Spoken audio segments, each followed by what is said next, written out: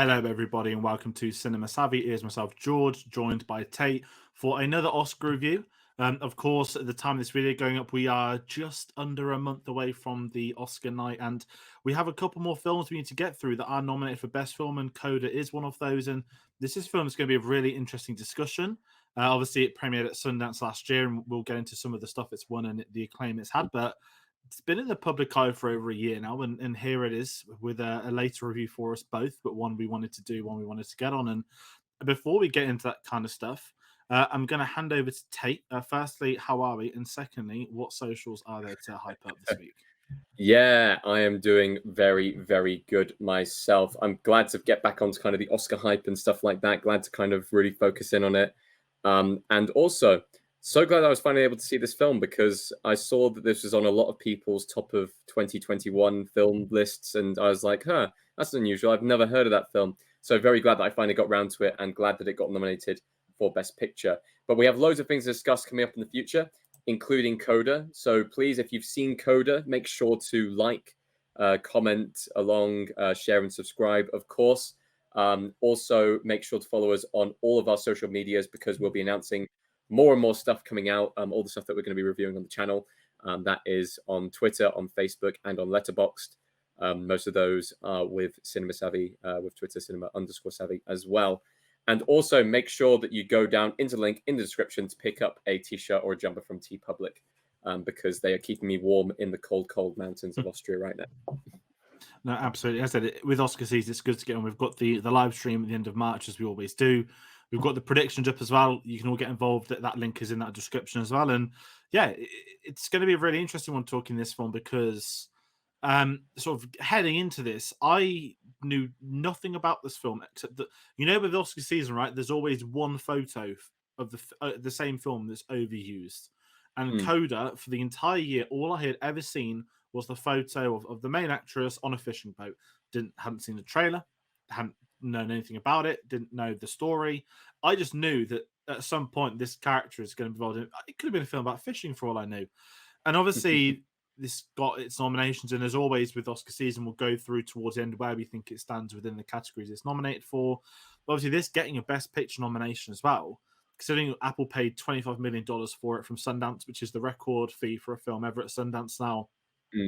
Whether the record gets broken every year is probably another conversation to do some research on. But watching this today, as I said, it's available on Apple TV for everyone at home.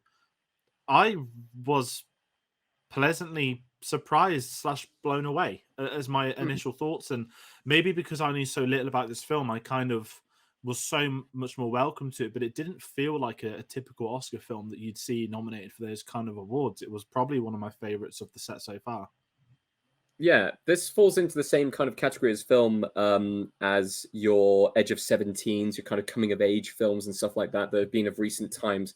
And they've all been of ridiculously high quality, which is so strange that we're going through kind of a renaissance into those kind of films.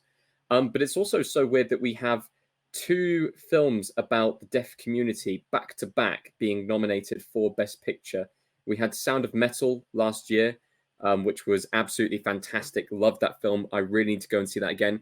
And now we have this film as well, which takes a very kind of different perspective on life, dealing without hearing and stuff like that. No, I wasn't expecting anything going into this film. I knew it was about the deaf community. That was the only thing that I knew about it. And I knew that it had something to do with singing as well. I thought, that's an interesting premise. I'm really intrigued, especially because the last deaf film was also about music. So I was kind of expecting, okay, is it like a singing family or is it something like that? No, I'm so glad I went in blind and found out that it was kind of one member of the family wasn't deaf and the rest of the family was deaf, and it deals with kind of the social kind of stigma around the family, the social stigma that she has to live with being the only person who can actually communicate with the rest of the world. A lot of people struggle, and every single actor just absolutely nailed their performances, I feel, to their character and role. And I think that's absolutely anchored by the lead character, who, if we're going into our first thoughts on kind of where nominations have been placed in the Oscars, I feel like she should have been nominated for Best Actress. And I think we're both agreeing in that she was the strongest performance in the film and absolutely held this film together. Yeah, Amelia Jones in this, I hadn't seen her anything before. I know we were chatting before. She's been in Doctor Who as well and a few of the British things. I've only seen of the 5 nominated for Best Actress, I believe 2 or 3, maybe 2 because I can remember Chastain and Kristen Stewart. And straight away, I think this performance is way above Jessica Chastain and Isa Tammy Faye. Not that is a bad performance, but this is the elite of the elite. And Coda's the one where I've been honestly taken aback by it, and it's the fact that this actress isn't just acting; she's got to sing as well. She's got the sign language, and even at some moments in the film, if you've seen it, you'll know they've got to multitask both of those. And when the focus of the film is on a deaf family, I think Coda stands for, they say at the start of the film, child of deaf adults. It's a really fascinating take because it's the two parents and a sibling that are deaf. Mm. And maybe there have been films like this before that I haven't seen or I've not been aware of. I know that Sound of Metal was really interesting with last year. I didn't take to that film as much as a lot of other people. I really enjoyed it, but I never was fully there with Riz Ahmed's character. I know I think that was the point of his character. Morally, he wasn't the best of it, as bad acceptance. But from the opening scenes of this one, I absolutely love Ruby in this. I think she's right at the forefront. You're going through her at school, and you say coming of age, and that's what I was thinking as well. This is a coming of age film like no other. It isn't all about. I say happy families. It's in theory about that, but this isn't all about this being the perfect send off for this kid for her future. This is the kind of opposite of that. This is somebody that's had to essentially be an adult whilst being a child, and it's about balancing that home family life dynamic with her own personal moving forward. And I think it was just so well written and performed. And I think the director Sean Heder for this, I should there should be a best director nomination of the two. I mean, this year's stacked for best director. Villeneuve hasn't been up for it for no reason, but you can at least look at Paul Thomas Anderson and question that nomination. If I'm being absolutely honest, and again, looking at this film today, I'm honestly taken aback by how this, because it feels like a film that's just made out of love. Everyone in this film is with each other, and it's one of those rare films where you'd be curious about being on set because it just feels like the environment is incredible. Everyone's likable. There's no one detestable, and even there are characters that have these sort of grey moments. Do you understand all of their reasoning and as to why they do that? And I've just been taken away by this film today. Is it also the only Best Picture nominated film this year which you could possibly pass off as a comedy? Because there are a lot of comedic moments in this film, a lot of the kind of lost in translation points, and a lot of kind of, especially the scene in the doctor's office at the very start, I'm thinking of, where I was absolutely just laughing my head off just at kind of the awkwardness and the hilariousness of the situation. Like, I'm trying to think through all the other nominated films. Licorice Pizza, I think, could be seen as a comedy if you wanted it to be seen as a comedy. I know that's a really bland answer, but that is very much a hangout film of just two people living their lives, and you get a lot of comedy within that. But to this film, as you said, and maybe it's down to representation and why this film's worked so well for me personally, but when you normally have films that involves deaf characters, it's always very serious. But we get to see the lifestyle of them having fun, them laughing, the translations going wrong, and them in everyday environments. And the problem with film is that so often, more than not, characters are used, as they rightfully are, for plot, for words and that. But it feels like it's almost like a documentary that you're just chilling with this family for 2 hours. And I quite enjoyed that, and I'd enjoy spending more time with them because the whole family dynamic works. And if the family dynamic didn't work, and if you didn't like any of the characters, the film wouldn't inherently work. No, but it does. And I think that is a credit going again to the writing and all the performers in this film who, again, feel like, you think they're a normal family. And it's the kind of Oscar film where, I say Oscar film, it's not like an Oscar bait at all. This is a film at the awards where, how Parasite that year, the whole Parasite family was together everywhere, right? Every event, the whole group would go. Coda kind of has this vibe to it where I could see them all like going around together outside. I know we haven't seen any award shows yet, but it feels like there's a bit of Parasite hype to it. It's not going to win the awards that Parasite has, but there's something about this. It feels like a force to be reckoned with, but out of love, not out of spite. I really do hope it wins something, anything that it's going to be nominated for. I don't know if it'll win screenplay, because I feel like that one's one of the most difficult to win out of the kind of, Yeah. well, even though best film and stuff like that. If it wins screenplay, then it's got a very good shot of winning best film, I feel, but I doubt it's going to win screenplay. So it's all kind of resting on supporting actor. And I want to bring up the actor's name here, because we did a bit of research on him before we started. Troy Um, Kotzer. yeah, Troy Kotzer, who was deaf from birth. He is absolutely fantastic. He is phenomenal. And I don't know if he's been in too many other things that have done this well, or this is kind of his big break. Apparently, he was in an episode of Scrubs. He was a Tusken Raider scout in an episode of The Mandalorian. Apparently, that's something that I'm just learning right now. But no, absolutely fantastic performance. And what I liked about this film is it wasn't the full focus on Ruby as the main character. It wasn't the focus just straight on her. It was a focus on kind of all the different stories going around at the same time. So with Ruby and her character and stuff like that, it was all about, she is deaf, she's having to translate, she's having to do all of the work for the family, but also she wants to sing. And she has a really good singing voice, but her parents and her family will never hear that and never be able to understand that. With the dad, it was all down to kind of his business and just getting on with work, and they have stuff to do with the fishing. The brother has relationship troubles. The mother has empty nest syndrome. There's so much going on, and there's so much that is interwoven, that it makes for such a fantastic kind of story where everyone has to come together in the end, kind of put aside their differences and stuff like that, like sacrificing what they kind of want for what the rest of the family needs. And that is just kind of a brilliant message to give for a film.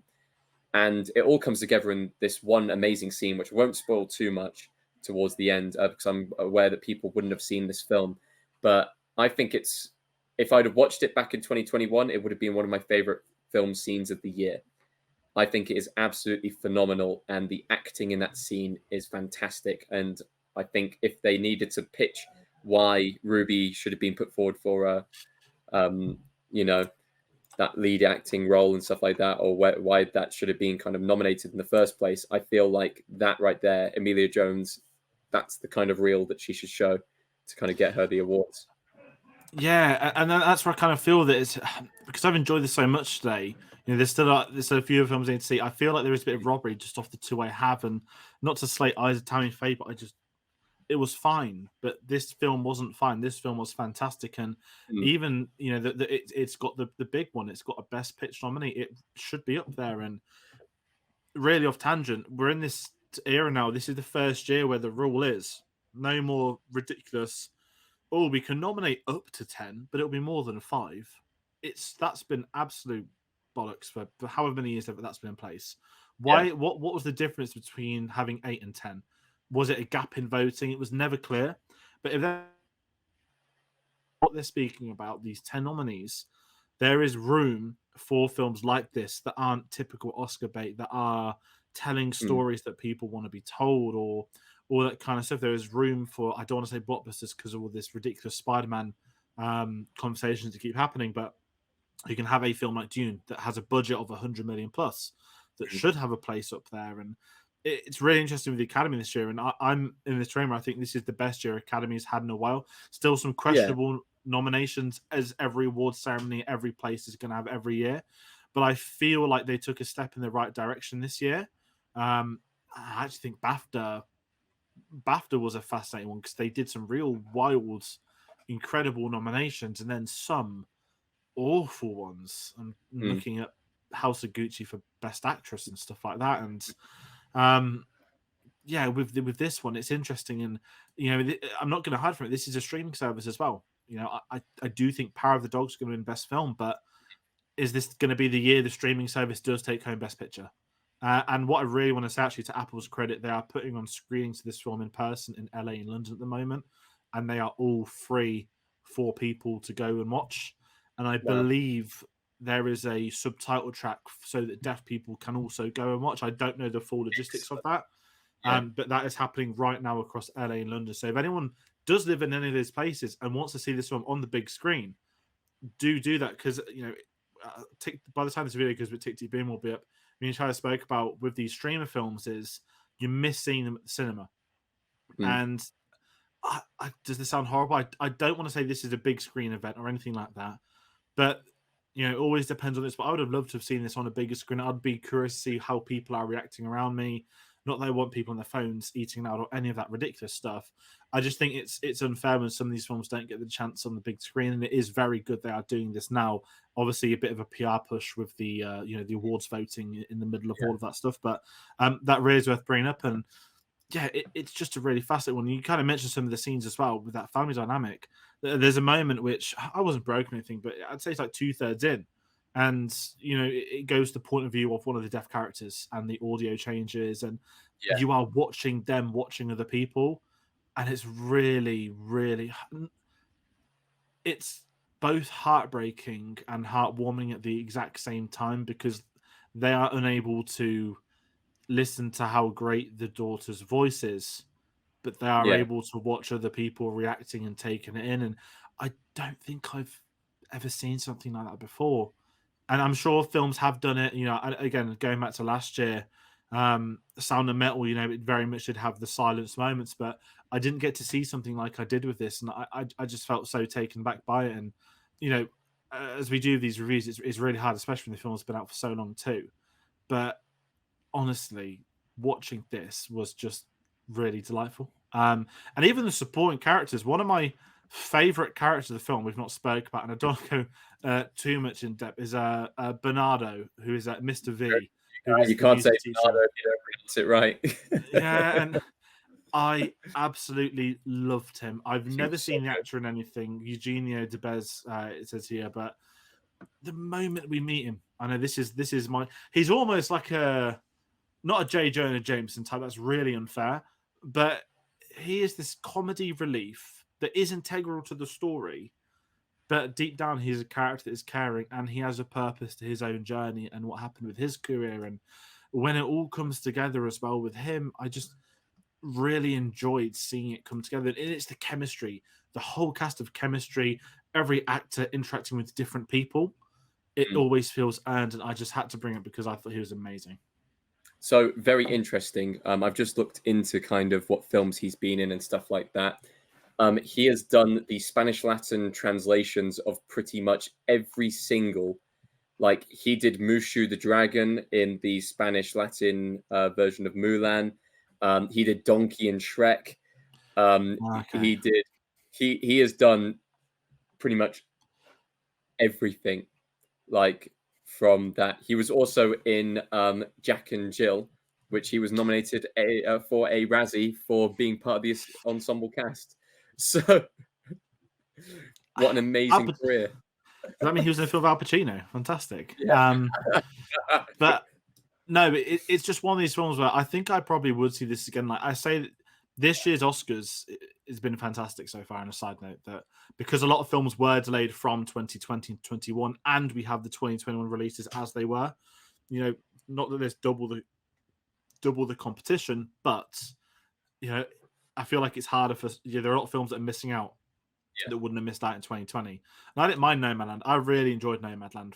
But I some of the didn't. other films from last year weren't the best. And Mm, you had 3 or 4 obvious ones from the get-go. But every week of this, it seems to turn a corner. There's another favorite, there's another film cropping up, and there's a lot of hype heading towards some foreign language films, which we'll get to talk about later on in the month yeah, as well. And it's going to be a real interesting Oscar season because obviously at the time of recording this as well, we haven't had any of the big ceremonies. They're all in March this year, as people keep forgetting. And mm. obviously, as last year is April, I'm going to assume next year they'll be back in February as they always were. But just asking you, of the 3 nominations, we've got Best Film, Adapted Screenplay, and Supporting Actor. Do we think it could win any? I don't think it will, but I wouldn't be surprised if this is a film that is able to get momentum to maybe nab one of screenplay or supporting. I don't see it still. Both of them are all stacked, but I would I love this to take home supporting actor, but I do think that's already been won. if it's going to take home any, it'll probably take supporting actor.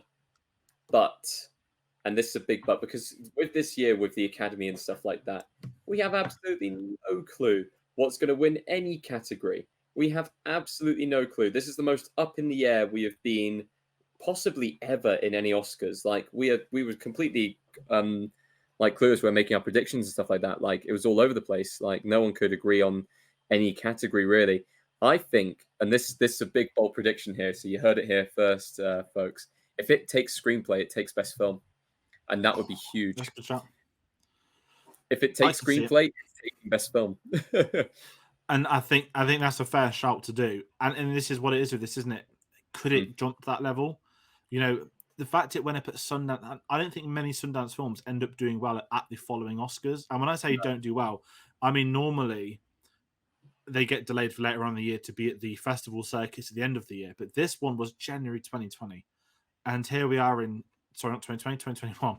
And here we are in February 22 talking about its chances and what I think it went up on Apple in maybe August or September last year. So even that's early within its own right. When you look at Power of the Dog went up in December, was it? So many of these films get the November, December streaming service dates. Disney have staged all theirs beautifully. They've got West Side Story going up, I think, on the 2nd, Nightmare Alley going up on the 9th, another one going up on the 16th. They're spreading out all of theirs during the voting procedures. And it's going to be really interesting to see how this one does do. But if I'm heading to my final thoughts, I'm going to say that this was an absolutely delightful film. It's a shame I didn't see it last year. Maybe I should have. Maybe that is on me more than anything. But I sit here buzzing at the fact that this did get a Best Picture nomination. It doesn't feel like the kind of film that normally would. And I think that is an achievement within itself. And I'm really curious to see what the director does do next. And I'll be there to see whatever their follow-up is. Yeah, I also agree. Like this film is absolutely fantastic. I think the acting in it is fantastic. Everything comes together. It's a lovely story. I'm definitely going to be watching it again. It's one of those that just it's a feel good film. It's one where you can just kind of stick it on casually and just kind of follow along, but you have to pay so much attention to what they're actually kind of saying on screen because it is a film which is partially like in sign language, or almost all of it's in sign language. So I think it's so clever that we're able to kind of get this in films nowadays where like something that is inaccessible or hasn't been represented as much in the kind of previous kind of state of cinema and stuff like that is being more heavily represented. And it's fantastic we're able to get those kind of films nominated for Best Picture. So I absolutely love this film. I'm definitely going to be watching it again. And I think everyone else should also give it a watch as well. Absolutely. So that's going to round out our review on Coda. So we want you to comment below at home. I said, if you have seen this film, if you haven't, if you think it could nab any awards, Tate's made a bold prediction. So do get involved in that way and do hit that subscribe button. There's a lot of things happening on the channel. As we said, it is Oscar season. There are a lot more reviews we're going to do. The next Oscar film is going to be this Sunday. This is going to be Don't Look Up. That's going to be me and Tate again. That's going to be a very interesting one to cover. Very mixed reception, I would say, outside of the Oscar season stuff. And I think everyone's got different thoughts on it, which is going to be amazing. And we do have a couple of other things on the channel. This video will be going up on Wednesday, the 23rd. By the time that date comes up, there will be a discussion on Peacemaker season 1. Now they've confirmed a season 2. There's going to be reviews uploaded from Tick Tick Boom, which was last week. We've got Batman discussions as we build up towards the Batman every Friday. And next Tuesday, the 1st of March, the Godfather 50th anniversary retrospective kicks off. There'll be a Godfather review every Tuesday. There's only 3 of them, so not too many to get involved in. But there is a lot of videos happening. There's a lot of things happening on the channel. There's obviously been some changes as well, which we've been going through. We've been seeing some new hosts, which is really exciting for us at the same time. Tate, where can people find us and where the videos are going to be coming up next? So guys, you can find all of our information, any updates the channel gives, and any videos coming out on Twitter. That is at cinema_savvy. On Facebook, that is just type in Cinema Savvy, you'll be able to find us. And also on Letterboxd as well. All of those links are down in the description anyway, so you guys can just go on and click on them as well. And you can also find our TeePublic page down there. And genuinely, I cannot stress this enough, the jumpers and t-shirts are incredibly cozy. So you should go and get one of those as well. Definitely. So everybody at home, thank you once more for watching, and be sure to join us on the next one. Take care.